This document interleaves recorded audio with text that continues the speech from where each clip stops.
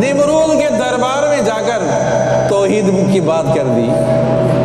نمرود نے کہا میں مالک ہوں، میں خالق ہوں، میں رب ہوں، نعوذ باللہ منہ۔ کیسے ہو؟ ایک آزاد آدمی جو تھا اس کو پھانسی پر چڑھا دیا، زندگی موت میرے ہاتھ میں، اور جو پھانسی پر تھا اس کو آزاد کر دیا۔